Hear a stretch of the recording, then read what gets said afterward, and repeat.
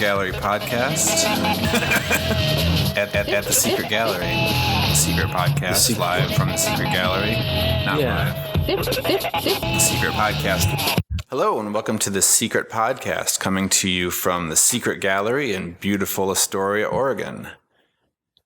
Secret Podcast is brought to you today by Sweet Relief Cannabis, located in downtown Astoria, right there on Commercial Street. And you can visit their website at sweetrelief420.com and sign up for their email list to get updated specials and promotions. Huge thanks to our friends over there at Sweet Relief. I'm Chris Minnick, and I'm joined today, as always, by Philip Barish. And today we are going to be talking with Hickory Mertsching. And Hickory is represented here locally in Astoria by the Riversea Gallery. And we are very grateful to the Riversea Gallery for allowing Hickory to show a couple of his works in our current Western-themed show titled And the Horse You Rode In On. So without further ado, take it away, Philip. Yeah, thank you. And as always, thank you, Chris, so much for arranging these. This is just a really great thing to sit around and chat with artists about their work for however long it goes. And I think that not just I'm appreciative, but I think listeners are. I think it's important that artists have the opportunity to discuss how they do, what they do, why they do it, and all of that stuff. So, and I'm sure, Hickory, you probably would agree with that. Yes. Hello. Thanks for having me. Yeah. This is awesome. I'm very excited to have you here. So I'm looking, we'll just start right now. Chris just sent me an image that I had not seen yet that's going into the show. And by the way, all of you listeners out there, if you haven't seen the show with the Secret Gallery and the Horse You Rode In On, make sure you see that show, if for no other reason, to see Hickory's great work. So let's just launch right into this piece in front of me because it's now in the gallery and I haven't had a chance to see the original yet, but interesting stuff that's going to lead into a lot about what I was going to ask Hickory about. So the image Western Pulp, there's a book, a Zane Grey book, there's a vase of flowers, there's barbed wire, and Hickory was telling me about the cover of the book, which I believe you were saying attracted you into becoming a painter in the first place. Am I correct on that?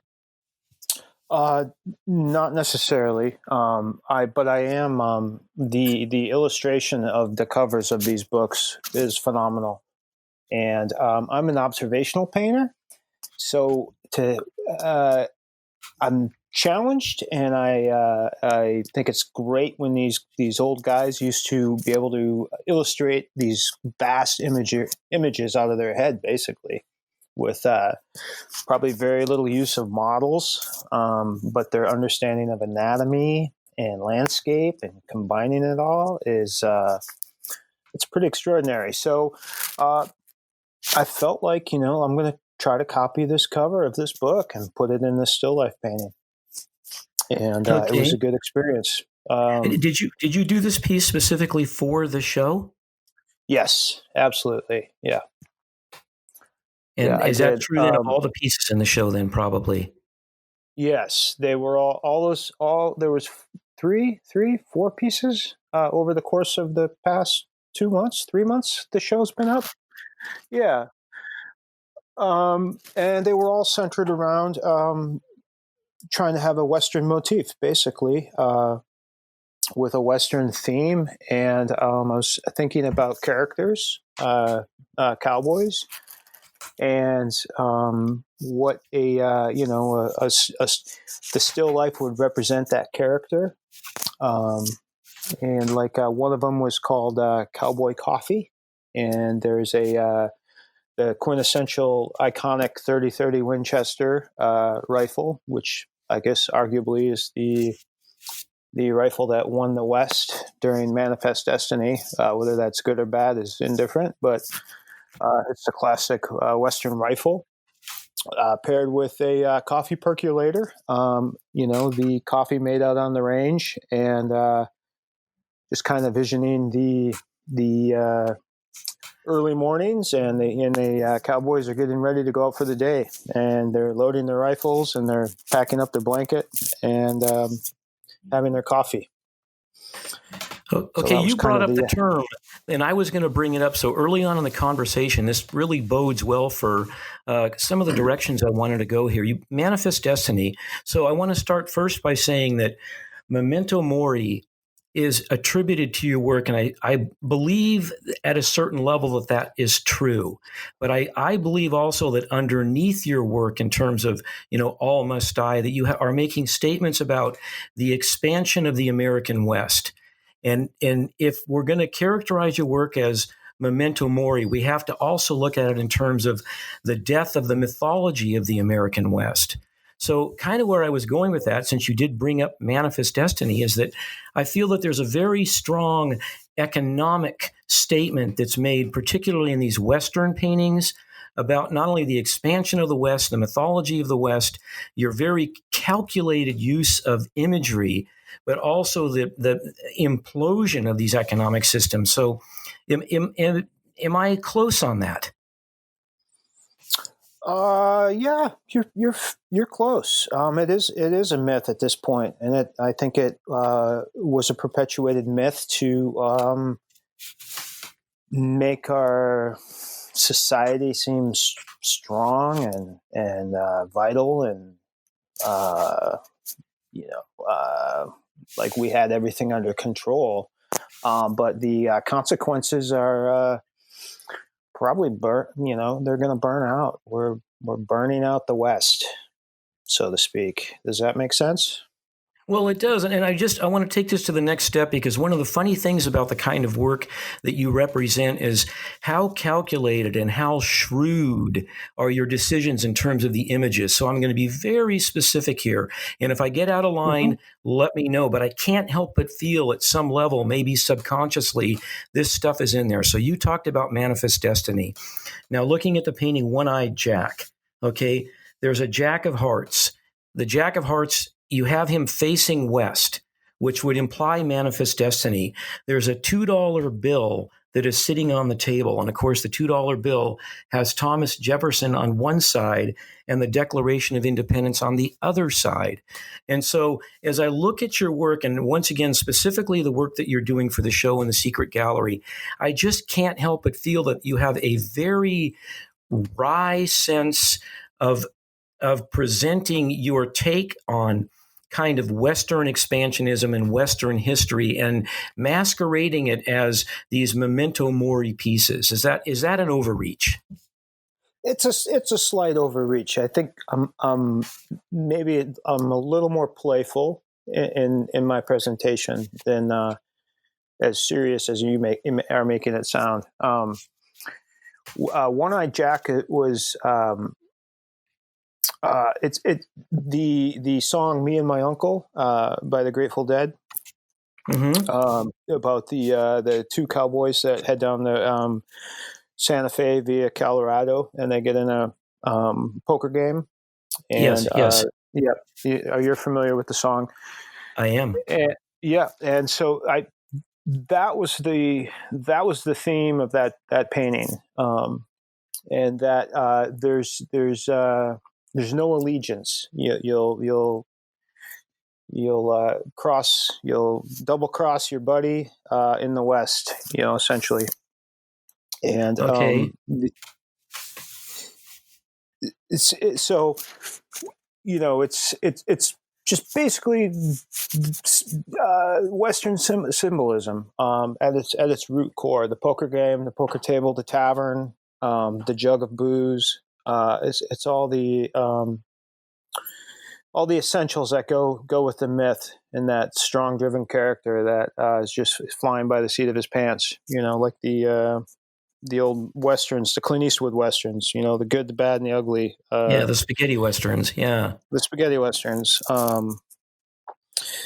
So I think I'm being a little more playful in these paintings. But the cover of that Zane Grey book, it has a very Manifest Destiny vibe to it, certainly. The great white hero, taking off through the West to conquer and claim and make his riches.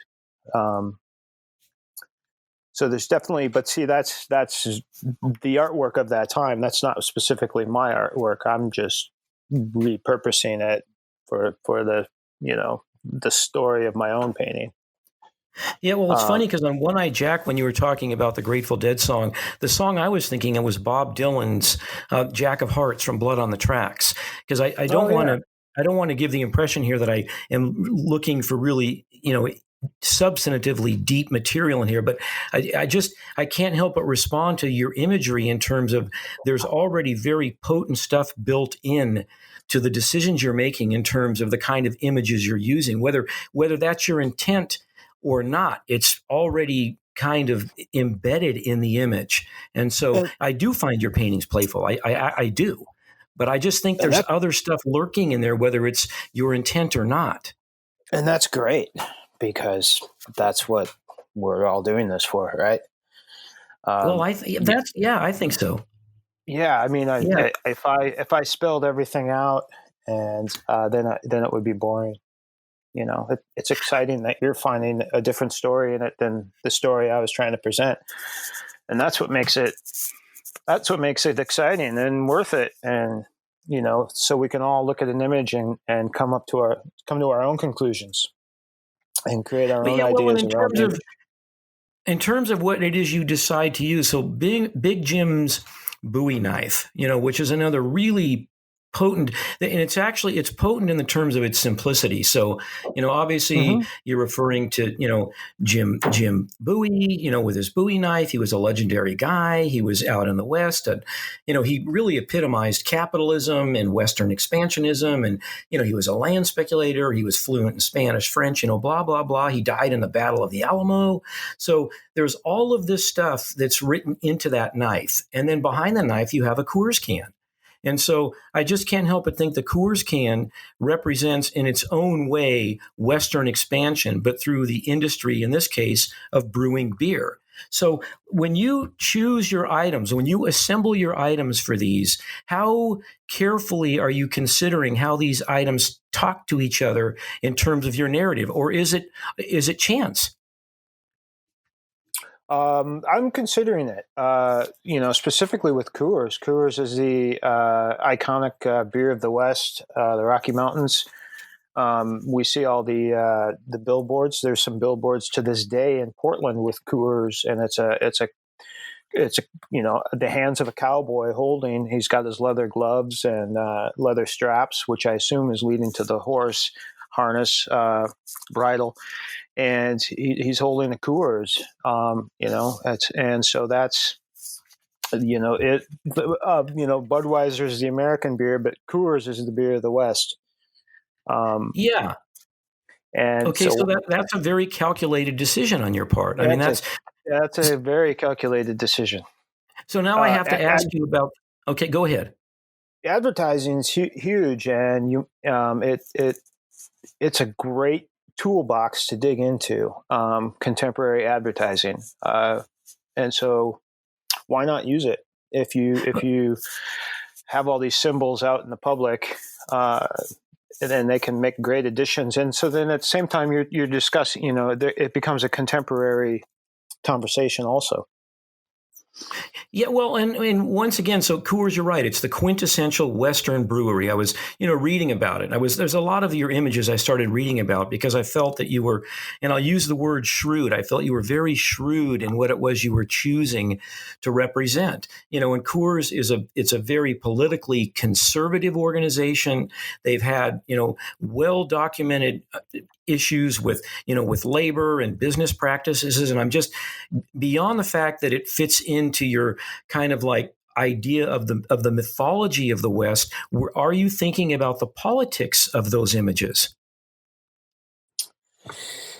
Not so much.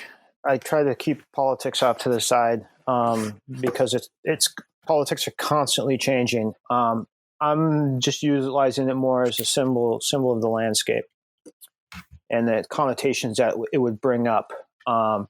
And I think that the majority of people, when they're reaching for a Coors, they're not. There's no political action involved, if that makes sense. It does make It's a sense. Coors. They're reaching for a Coors because they've been advertised. Coors is going to make them feel good. It's going to, that they're going to be a man of the West when they're drinking that Coors after a long, hard day. And Which that's effectively it buys into the mythology of the West, which, like I said, is underneath your work is the idea that you have a mythology, but the reality is that it's imploding. It's not it's no longer if not sustainable, but there's an implosion of an economic system. And are you also speaking to that? I can't help but feel that that's in there. Maybe I am, but I'm not really thinking about it. It's just not, I'm thinking more of putting together a nice still life painting that is going to make people come to a narrative that they've experienced at some point in their life. Maybe their father drank Coors. Maybe they drink Coors to this day. Maybe their grandfather had a Bowie knife. Just trying to connect, and then have the audience come up with their own story centered around the symbols and the objects. So now correct me if I'm wrong. You were raised in a log cabin. That is true, correct? Yes. Up until I was 11, we had a log cabin in northern Wisconsin that my father had built with. We had a pump for water. There was no running water. And it was a standard issue log cabin from the trees on the acreage that my parents bought. So a quintessential Western childhood. I mean, literally. And then I also understand that you originally were a sculptor. I mean, if the information is correct, you went to the Milwaukee Institute of Art and you got a BFA in sculpture. Yes, I did. Okay. My idea is I wanted to be a sculptor, a bronze sculptor specifically. And when I finished school, I got a job here in Portland, outside of Portland, at a bronze casting foundry. And I did that for 10 years. I was a welder, mold maker, sculptor. But it was a difficult avenue to take, and after the romanticism of working in a foundry wore off really quick, and it was turned into a labor day job, and I needed an outlet to get back to my artistic direction, and that's where the painting came in. Okay, so where I'm going with this is that, and particularly now, when I was looking at your earlier work, is I felt a very strong sense of you as having been a sculptor. And the reason I felt that way is that, first of all, the images, and I'm talking earlier paintings of yours, where you use an enormous amount of negative space. Your images are occupying the canvas and there's virtually no background. And I could sense that you were assembling them as if you were a sculptor. Now, am I correct on that? You're absolutely correct. All those paintings were set up in my studio, in my space, with the actual objects in three-dimensional form, and then painted. Okay, so at that point, you're a sculptor in terms of addition. Rather than the reduction of an item to turn it into a sculpture, it's an additive process that you then document as a painting. Was that your intent to document that, or you just knew you? I mean, I can feel very strongly. And once again, this is your earlier work, a transition from sculpting to painting. Here's the thing: I didn't really know how to make a painting. I knew how to make a sculpture by additive techniques, which is what we studied. You would add clay, stack it until you got it to where you want it. I did not know how to make a painting something on a two-dimensional surface look three-dimensional. So it was strictly through having to build that thing I was going to paint, and then paint it through observation. And that's how I was able to teach myself to capture the light and the textures and the way the forms sat in space. And so you're absolutely dead on about the negative space and the positive outlines. So there's a lot of hard edges and shapes, and they're working against each other, which is very non-traditional in painting, because painting, everyone's talking about soft edges versus sharp edges, and it took me a long time to figure that out. through trial and error. So you'll notice in some of my newer pieces, I'm starting to play around with soft edges versus hard edges and having things fade out where there's only certain focuses in the painting and other things are out of focus, when prior everything was in focus. Yeah, well, I would argue that your new paintings in particular, and particularly ones at the Secret Gallery, is that you have now mastered the craft of painting. I mean, and you have a sizable body of work that I've been able to look at. And so transitionally, the paintings that we've been talking about, the ones in negative space, which to me really are much more oriented towards sculpture than paint. And then there's another body of work that follows that, where the background now starts to become part of the conversation. First of all, you're getting better at painting. You're doing more of it, but also in terms of how you actually are looking at what it is you're doing. And once again, the earlier paintings, they're odd because they do occupy this kind of quasi-sculptural space as two-dimensional items. The newer paintings, where everything comes into play, the background matters, the foreground matters, the politics, the economics, the mythology, all of those things at this point now, and the mastering of your craft have come together in a way where it's really mature work. And it's, one of the really fun things about being able to see a body of work as it actually progresses. So do you want to talk about in terms of how you started to move the background in, how you started to make it part of the conversation? I was looking at a lot of Dutch still life, Renaissance, the Flatlands, Flanders stuff, and how the illuminating of light. And I was like, I got to figure out how to do this and make it so there's a space behind the objects, space in front of the objects, not just objects on a flat surface. And that was a goal I set out to do, and I think I'm getting there. It looks like you think I'm there, and that's great. It's more painterly. I mean, the thing about looking at paintings is the edges and all of that other stuff matters. I mean, and so, once again, going to the Secret Gallery paintings, I mean, Cowboy Coffee is a very interesting painting for no other reason than it has a strong horizontal orientation, but just the actual mastering of the craft and the background on those things is very, very painterly, and the background matters. And I'm not saying that your earlier paintings aren't strong, but I just feel like you've moved completely away from having been a sculptor to now you are a painter. You liberated yourself from your sculptural background. Is that how you feel?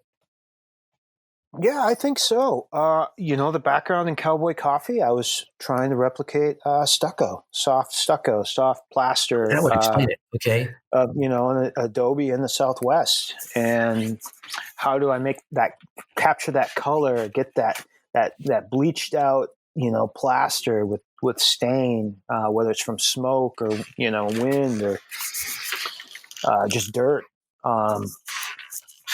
So yeah, it is a element that I'm thinking of now, and to make it a whole picture, make the picture complete, where every element converses with the other elements, and it's not just something floating in space.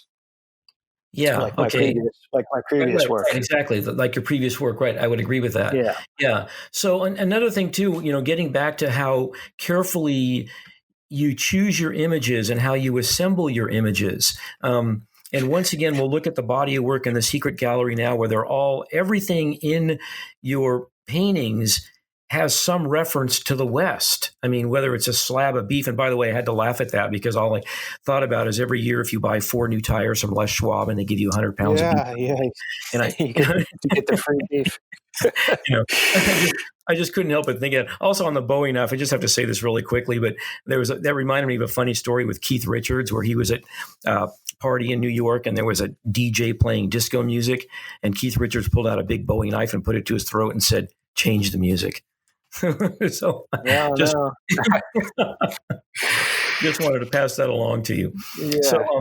so back to the paintings now. So another thing, let's talk about your use of wildlife in the paintings. I was reading some stuff about you, and people were talking about kind of an Audubon-esque reference. I didn't see it that way. I don't, and I'll tell you why. Because in terms of the Audubon references, I automatically think of someone that's documenting wildlife as accurately as possible. I saw your use of wildlife much more as statements about man in the natural environment or wildlife in the man-made environment.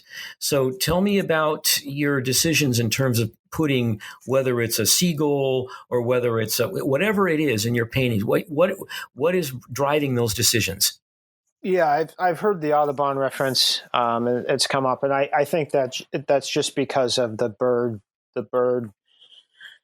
element. People naturally, if you're painting a bird, they're going to jump to Audubon. I'm using the animals more of just characters and symbols of some of them have to do with climate change or getting bombarded with trash and human refuse, which is everywhere. You can go out in the middle of the national forest and think you're 100 miles from nowhere, and you're going to turn the corner and you're going to find a box of empty PBR cans, and it's just kind of sick. Like, why can't we pick that up and take it home? Why do we have to Yeah. leave it all over? And so that was kind of what I was originally was the original idea. Is like, you're somewhere out in Eastern Oregon, and you're going fishing, and you get down in the ravine and the creeks there, and you see a sparkle in the water, and it's someone's Bud can from last summer, Bud Light or something, and it's just it just really, that stuff bugs me. My parents, we would get our asses kicked if we littered, so it's just been instilled in my head that you always carry out what you pack in. And that was kind of where that stuff started with those paintings. It's just like how humans can be pigs. I mean, we just throw stuff all over, tires, Yeah. cars, Yeah. and it's really disrespectful to this great thing that we have, this world, this earth, the nature, all these plants and animals and bugs, and just how the whole system works. It's just the whole circle, and we're sitting in the middle of it, mucking it up. Yeah. So, I don't want to belabor the point, but kind of getting back to what I was saying earlier in terms of the politics and the economics of your work. And so, when you're talking about making a statement about, let's just say, climate change, is that that's an inherently political statement. But the sense of your paintings for me is that you're not being fundamentalist in terms of pointing your finger and getting in somebody's face about it. You're much more subtle, and you're much more nuanced about those statements. It's like there's no point in standing on a soapbox and screaming. And so No. they're much more, I don't know, it's easier to kind of like swallow a statement when it's not being pushed into your face. But the politics of what you're doing is still there. Yeah. Maybe it's a soft approach, because if you tell somebody flat out, don't litter, you can't do that, they're probably gonna litter because they don't want to be told what to do. But if you can plant a seed in their head that, hey man, it's not cool to toss your beer cans out the window of your car when you're driving around the national forest, just through an image, then maybe they'll think about it more. They'll be like, oh yeah, I can see why this isn't cool. As opposed to, hey, telling someone, when you tell some when your kids are little and you tell them don't do that, and then they go and do it. But if you can show them, plant the seed that, hey man, you shouldn't be doing this, then in a soft, subtle, minor way, the chances are they'll pick up on it. and not do it. Yeah, That's kind of my experience. Well, another thing I really appreciated along those lines when I was looking at your resume is that Mm-hmm. you exhibit in a wide range of places, and your work is very suitable because of that, because your work is not aggressive, that it really can lend itself to making statements in a wide range of places. And so I was really, and a couple of them that were real standouts for me because they're just interesting places to exhibit. First of all, the Jupiter Hotel, that's a really great kind of stage for you to be on. And I also noticed shows at Stumptown Coffee where you have what I would call captive audiences. People that are coming in and are now confronted with this work, but not in a really aggressive way. So I think that in terms of how your work has been viewed and by whom it's been viewed, it really speaks to the things we've been talking about in terms of how people might see or experience the politics or the economics or the social commentary that's really embedded in your work. And so is that, in a way, I'll use the word evangelizing, but I don't mean that in a negative way. It feels like there's an evangelizing factor in how you do what you do. Is that true? No, I don't think so. I think it was just completely out of resources and trying to get out there and get into the public. Um,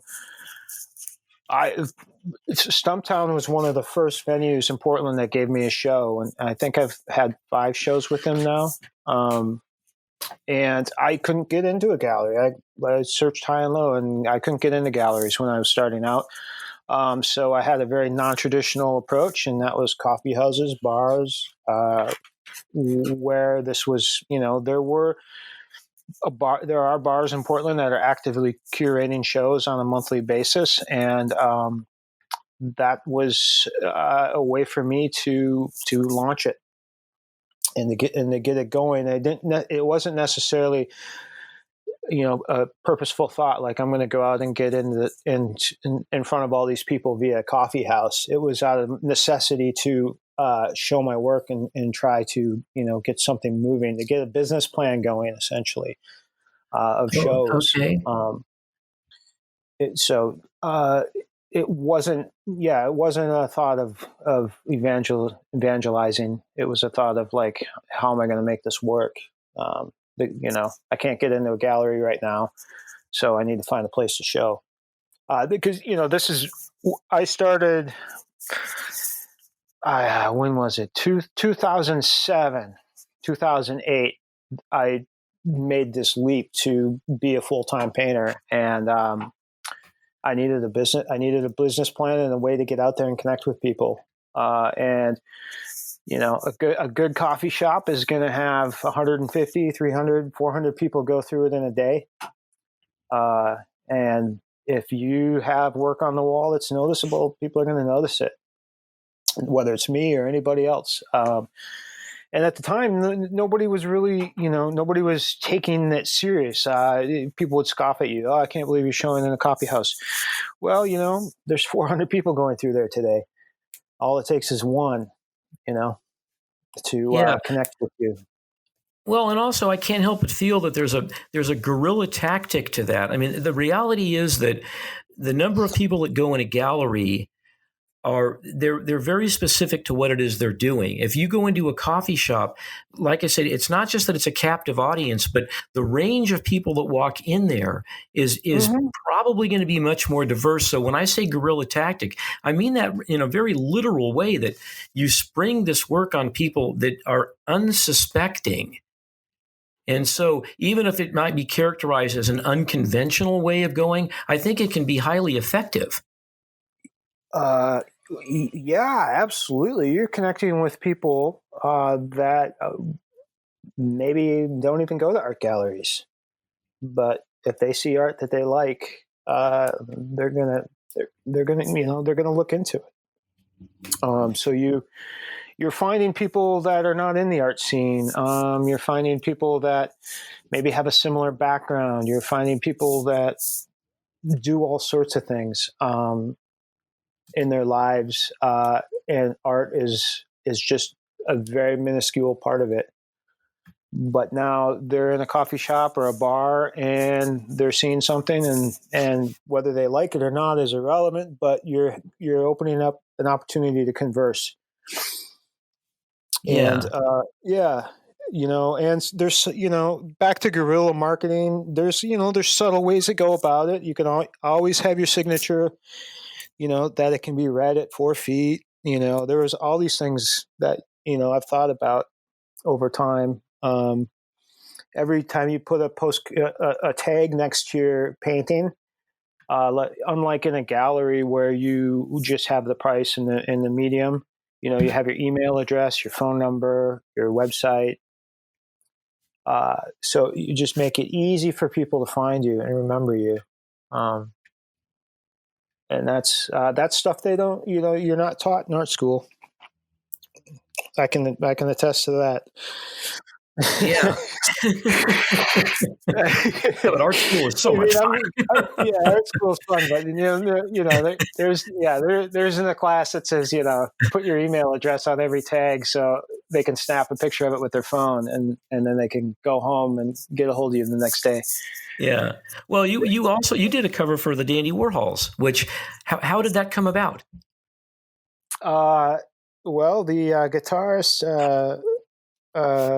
Peter saw my work at the Press Club, which was a bistro here in Southeast Portland back in, I think, 2011, and called me up. And so how much latitude did you have in terms of the image? Was it, were you given free reign, or was there a lot of input in terms of what they were after? How did that look? There was a lot of input, but it was like, do your thing. But these are some elements that we need in it, and this is kind of what we're looking for. So yeah, it was a great project. We went back and forth until we got where we wanted to be, and then it was done. Yeah, very cool. Yeah, and I just recently did a album cover for Federale, which is a spaghetti western rock band here in Portland. Also, good stuff. That came out in November. And did you listen to the music and make images based on the music? How did it look in terms of you interacting with the music that would become the album? They sent me the album before it was, when they were in the early stages of mixing, and I'd listened to it numerous times over and over. And Colin had the head guy of the band. He had a pretty good idea what he wanted in a painting. But the music was helpful. It put us on the same page for sure. Yeah. How fun to collaborate with another discipline. That must be really interesting. The opportunity to just really get creative and kind of cross-pollinate must have been really thrilling. Yeah, it is. Yeah. And then have an end product that's out there. Album covers there's so many great historical album covers out there. Album cover art is one of the great art forms, period. Greatest. So, I mean, for a band to pick me to paint their album cover, it's just, I'm so honored and humbled and all that stuff. Yeah, and thrilled, all that stuff. Yeah. Thrilled, all that stuff. It's just a range of all the emotions, man. And, and then it's sitting in the record shop. Yeah. Congratulations on that. That's very, very cool. Yeah. Thank you. So I want to know about your studio, because if you're assembling what you're painting with all of these things that you actually have, what does your studio look like, and how did you come to have all of these oddball possessions? Well, my studio kind of looks like an antique store, junk shop, and it's in the basement. I have a basement studio. I live and work in the same space for a bunch of different reasons. But yeah, I've just over traveling and rummaging. I've got a few guys that I know in town that are in the vintage business, in the estate sale business. And so I'll put out inquiries of things I'm looking for, and they will if they run across them, they will pick them up for me. Um, so I've got a showcase, big glass case full of a whole bunch of animal skulls. I've collected animal skulls for a long time now. Some taxidermy. Most of the yeah, most of the tools I paint, I have those are all just tools that I've used. Sometimes I do handyman work, um, and I'm always repairing things. I try to repair things before purchasing new things. So Well, you got some really nice pipe wrenches, and you got a really nice vise then. yeah, I've got a couple nice spices. The pipe wrenches But in particular, man, you got a lot of really cool pipe wrenches. yeah, well, I use them. I actually had to fix a leak the other day. Okay. So, when you're a painter for a living, let's get real. Plumbers are expensive, and a pipe wrench is a pipe wrench and a good hour of figuring out to do it yourself comes a lot cheaper. Yeah.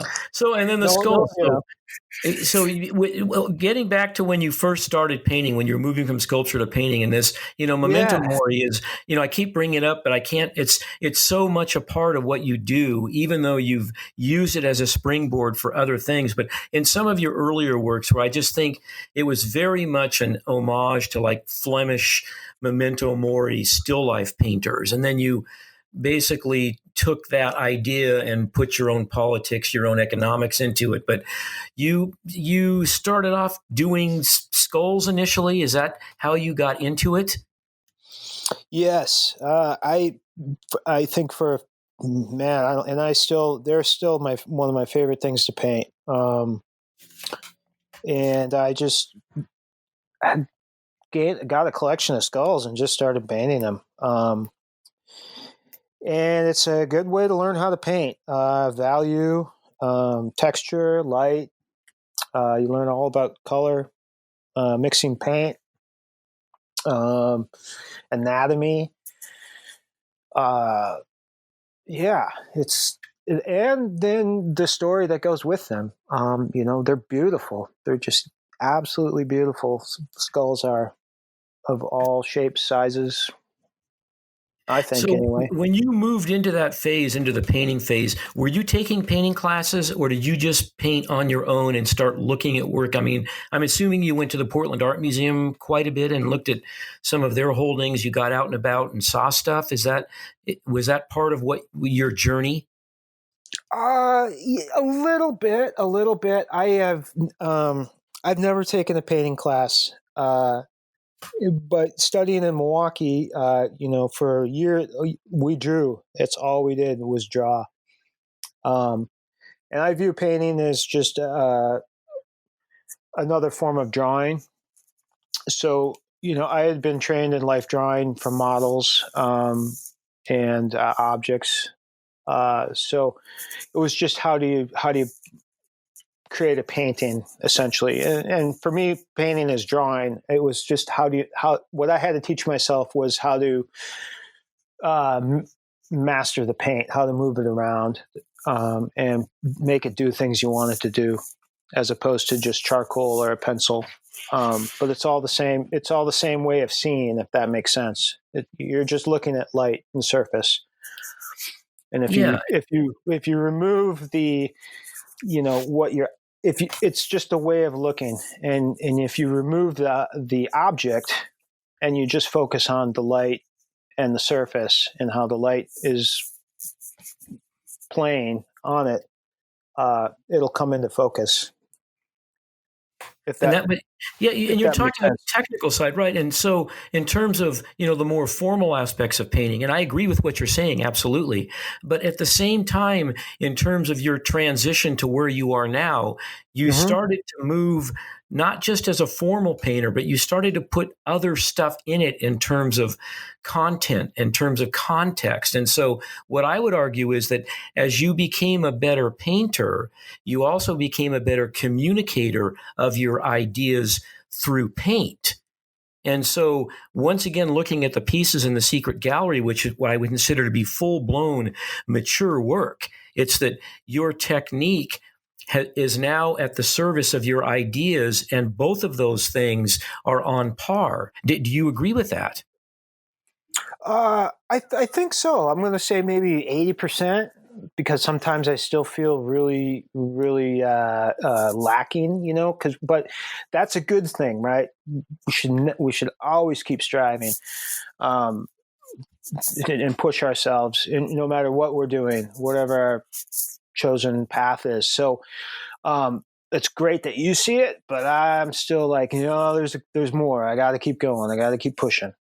But in terms of how you paint, as opposed to what it is you're saying, I want to make sure I'm clear on your answer. Are you talking about Uh, your ideas, or are you talking about your technique?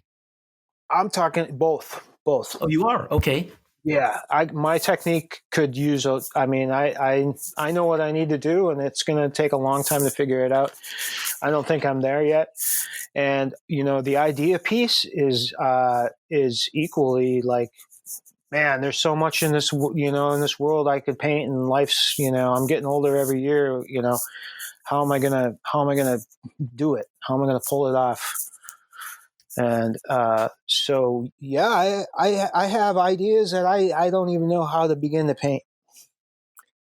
You know. But you still, and I believe this is true. I mean, I don't know, but it would seem to me that it's important to you to still have somewhere in your work the idea about the degradation of the environment. That the absolute destruction of the man-made world against the natural world. And even if I'm looking at something like a crushed orange crush can in a bag of Doritos, right, sitting on a Uh-huh. tabletop, which is one of your pieces. That even though it's a very simple, an elegantly simple composition, there's stuff in there about just what I would call late stage capitalism. And I know that I might be overreaching here, but that's how I respond to your work. And I would take it to the next step and say, in terms of what we've experienced with COVID-19, that your work now, to me, has even more importance, because now we're seeing the implosion of an economic system on a worldwide scale that I see represented in these very small still lifes of yours, that they speak to me as these little pieces within this now larger kind of destructive cycle we're in. And that might be an overreach, but that is how I respond to your pieces. Yeah, I think yeah, I'm going to say you're on a little bit of an overreach, but because you respond that way, that's awesome. I mean, why not? That's the whole. That's the whole idea.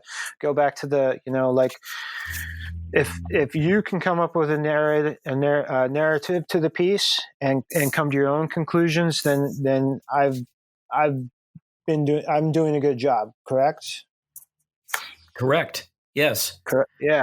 I mean, I don't need to spell everything out.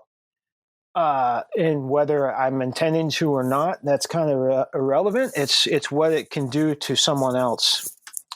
So my intentions might be completely different, but if you're coming to a conclusion that's making you think and have different thoughts, or look at things differently, then I think I'm doing my job. Okay. Well, so Chris, I'm curious about how you respond to these pieces. Let's see. I mean, I love the sort of wilting nature of your work, and there's always sort of drooping or things that are about to fall.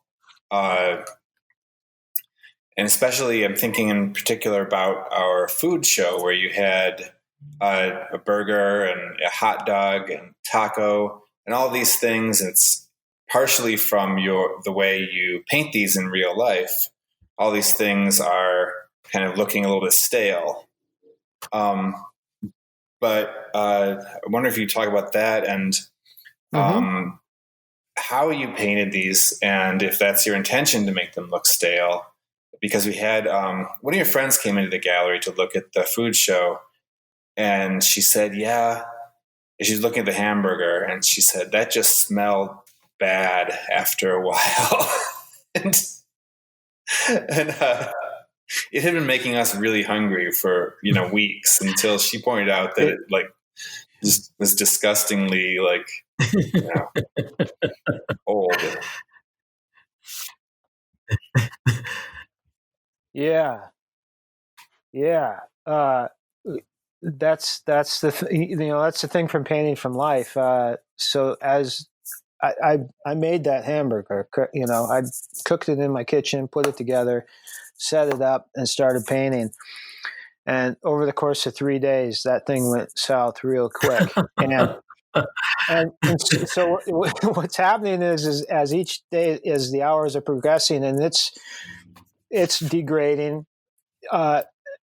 You're forgetting what it looked like when it was fresh, and you're kind of playing catch. You're trying to be painting ahead of it, right? Before it falls to pieces, and so the colors are changing, and you can't remember what the initial color of meat looks like, and it's darkening, and so then I think so. Yeah, things are drooping, things are falling apart. Because they're getting painted in real time. I'm not like photographing them and then trying to replicate the photograph. I'm painting them in actual life, and so as they're decomposing, so is the image is taking on that look of decomposition. It's interesting. It's funny because the hot dogs, they never decomposed. They stayed the same from the start of the painting to the end. Like there was the glisten on them. There was no. So watch out when you're eating hot dogs. Yeah, I mean they're good, but man, they don't decompose. So and then but that's so back before when the Dutch were painting, they didn't have photography to use as reference. And you'll see in like some of their old food paintings, the bugs, they would put in a bug or a beetle or a maggot, and the meat was always really suey, and because they couldn't pull up the Google and say, I need a picture of a steak to paint. They had to go get a steak and paint it. And so I believe in that, and that's how I like to paint too. And so that's stuff's decomposing.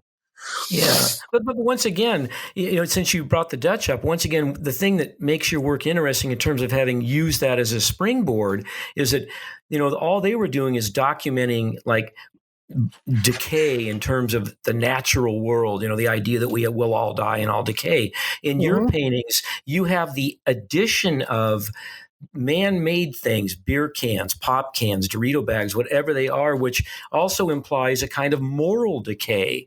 And so once again, in terms of how I respond to your pieces, is that it's not just that you're referencing an art form 400 years back, you're using it in a way to make it new and breathe life into a tradition in a very contemporary way. And so it's one of the great pleasures of looking at your work is it's not just about rot and decay and the fact we're all going to die and things pass away.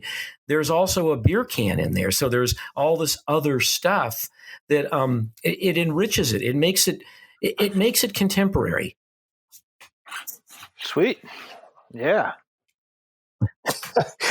I mean that's good. That's good because you want to be relevant. And it's kind of a thing, like a new thing I'm contemplating, or I've been trying to wrap my head around, is like a few years ago, I would go look for a vintage beer can to paint, right? Because I was excited about the graphics and what it stood for and the nostalgia. But the new Hickory is like, why am I searching out a beer can from my childhood? I should be searching out a beer can like off the shelf today. So it's a closer documentation to now, and that's my new path, my new thought. Instead of the old Schmidt can, go to the grocery store and get a Miller High Life that's there today. So you'll see more of that in paintings to come. Like in the food show, I think the burger had an old style can, which I don't even know you can get much of anywhere besides Chicago or parts of Chicago, Milwaukee. But what I really should have done, what I would do now today if I had to redo that painting, I would, maybe it needs to be a Fort George beer can or a Bowie, or Breakside, something from Portland, more of a contemporary beer can. Yeah. So then, in terms of if that's the road you're now headed down, it sounds like it's important to you to maybe document kind of like contemporary marketing, for lack of a better term. Am I hearing that? Is that something that interests you? Is the actual, the documentation in a painting? So, and first let's look at that for a second. So you are painting with permanent materials. Archivalness is important to you. And what you're documenting is throwaway stuff. So there's an irony built into that from the get-go, is that you're talking about stuff that was never meant to last that you want to document, which would make it last. Is that what interests you now? Yeah, I think a little bit. I was talking to a friend about it. What did he call it? He called it future retro. So, in 20 years, it'll be retro. Wow, that's right? A good term. Yeah, I dig it. I love that. Future retro. So painting something now with the intention that in 30 years, it'll be retro. The new Hickory, future retro painter. Future retro painter. Yeah. But I mean, what matters here is permanence. Permanence matters to you, though. I mean, you're painting in a very permanent way. I mean, I don't know if I'll be around in 30 years, but you definitely I definitely would like to think that I'm leaving a lot of paintings behind. So yeah, future retro.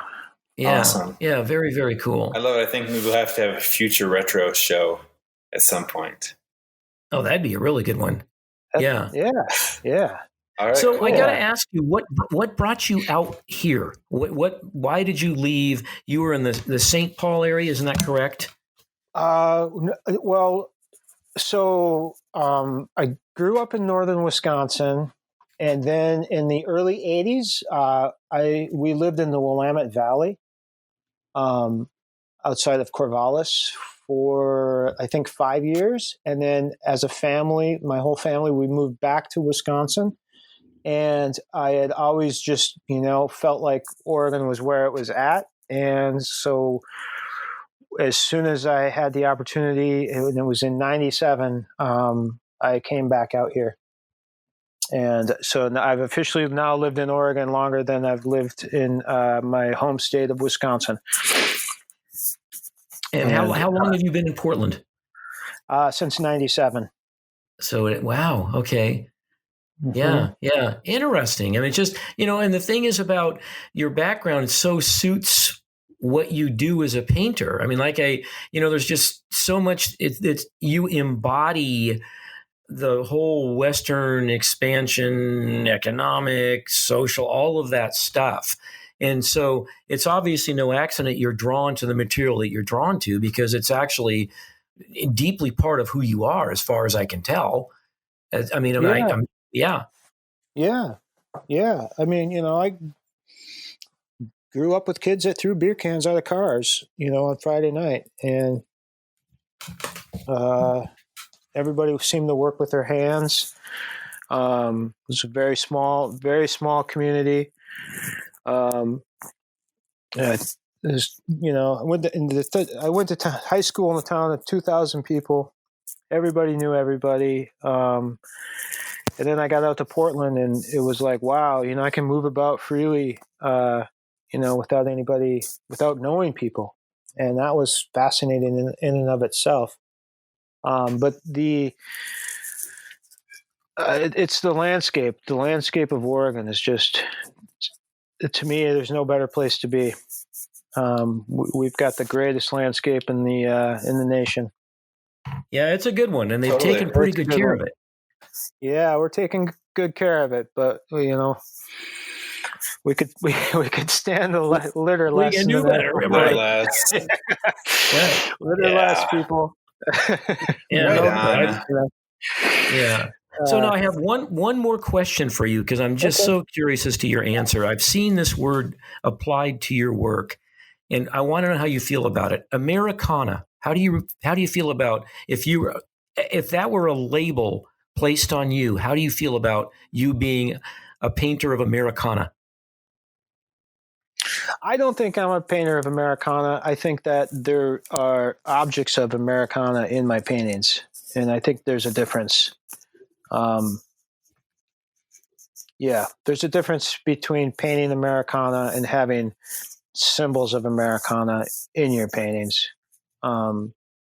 Because I'm not an Americana painter. If I was, I maybe would be painting Chevy trucks, on the side of the road or something, with a barn, Right. and I'm not painting that, but Yeah. Okay. yeah, Sweet. yeah. Yeah. Does that sound right? I think that's spot on. I mean, that sounds. Yeah. When I think Americana, I think more, Chevy trucks and John Cougar, and less, Yeah. future retro. Yeah. I Yeah. was surprised because when I was just going through and looking, researching you, so to speak, is that I saw that term come up, and I just felt that it was not. It didn't characterize, at least for me, what I was responding to. I understood, and it was a couple of writers that utilized it. I understood how they would come to that conclusion in a kind of peripheral way. But I Mm-hmm. disagreed fundamentally in looking at your art because I wasn't seeing it. I felt your work was much more embedded in other stuff. But I still understand why they would characterize it that way. So that's why I was so curious as to how you felt about that.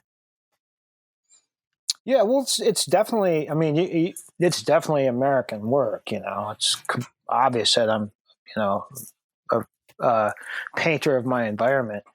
But I don't think I'm painting Americana per se. The beer can might be Americana, but when it's next to a skull and pieces of wood indicating, the floor of a forest, that to me isn't Americana as a Yeah. genre. So looking down the road, I'm curious, when you're producing a new body of work, how many pieces do you have come up? Do they come up, a body of work come up simultaneously, or do you do a finished piece and then go to the next finished piece? And inside of that question is, what are you looking at for your next body of work? My next body of work is that future retro. I'm painting a lot of contemporary objects.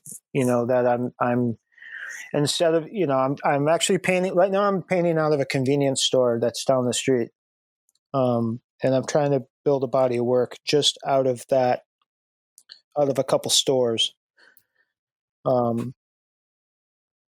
And that but I'm also I do paint multiple things at the same time. I have two easels that I have going simultaneously. I have a body of work that I'm working on for a future show, and then I have other pieces that I'm doing on other avenues for other venues, and a few commissions. So I'm not necessarily focused on one exact track at the same time, which is good. That's where I think I need to be, and I want to be.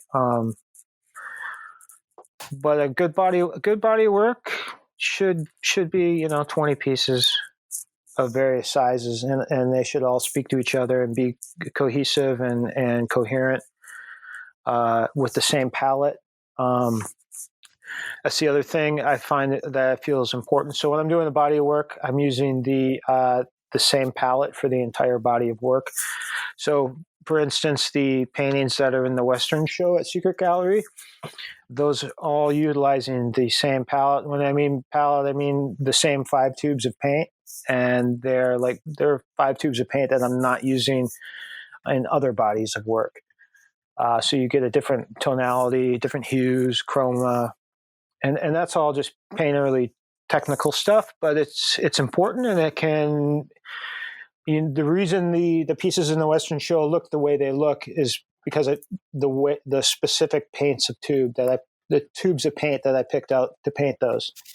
And did you determine that in advance? Because you've got me real curious now. So you determined your palette in advance. So let's take the Western show, and you knew you were going to produce X amount of pieces, and you decided you were going to have them be not thematically linked, but also technically linked in terms of your choice of colors. Did you determine that palette in advance of starting the paintings? Yes. Because I wanted it to have the earthy tones of the West, right? That kind of washed out, sun bleached, which I think showed, the stucco. Yeah, the stucco, definitely. So I decided I would use a primary palette, which means you have your 3 primary colors, earth color, and then white. And so instead of using yellow, like a cad yellow, I use yellow. I replace it with yellow ochre. Instead of using a cad red, I replace it with a burnt sienna. The blue is I think it's a Prussian, which you use very little because it can really overtake. And then a Van Dyke brown. It's like a raw umber, and a white. And those are the only colors that I would use. So then all the blues, all the colors look the same on all 4 paintings. And it looks like it's derived from the same time period,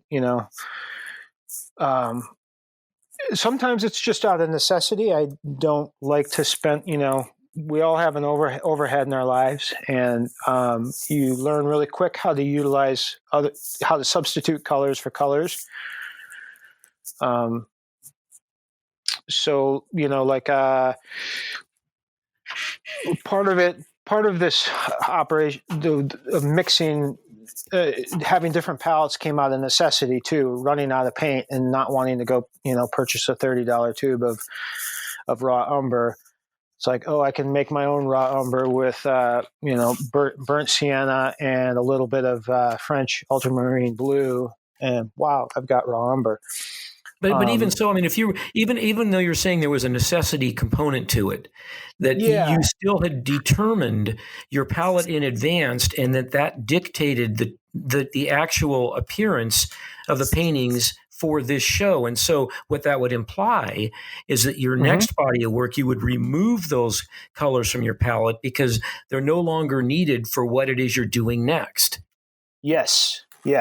Like the retro future, the future retro that I'm talking about is a completely different palette, and it has a whole different vibe, different color scheme, and so it creates a different atmosphere too at the same time. Like the Western paintings are kind of washed out and soft and sun bleached maybe a little bit, but the like the food paintings were a different palette, and those were the chroma is more intense, the hue is deeper, the light contrast, there's more contrast between the lights and the darks, there's more mid ranges, so, and that's from using a different 5 colors. I typically always use just 5 colors. It's called a primary palette. You use your primary colors with an earth and a white, and you can pretty much make any color under the sun with the primary palette. Wow. And it also helps because then you don't get confused, and you don't have things that look out of place. Yeah. Well, Yeah. it has been a pleasure talking with you, and I can't wait to see your work. I will definitely follow you for as long as we're both alive. Awesome. What do you think about that? I think Yeah. that's great. Yeah, this has been a very pleasurable conversation. And once again, Chris, thank you so much for orchestrating all of this. And Yeah, for I just sure. want to let everyone know, go see Hickory's work at the Secret Gallery. Well, go see his work wherever it is. But if the Secret Gallery, the show is so good. Yeah, and you can also see Hickory's work at the Riversea Gallery. And again, thank you to the Riversea Gallery. Yeah. Oh, yeah. Yes, absolutely. Riversea Gallery. That's a great place. She's been It is. showing That my is a work great space. for a long time. Yeah. So again, it's been a pleasure chatting with you, and thanks so much.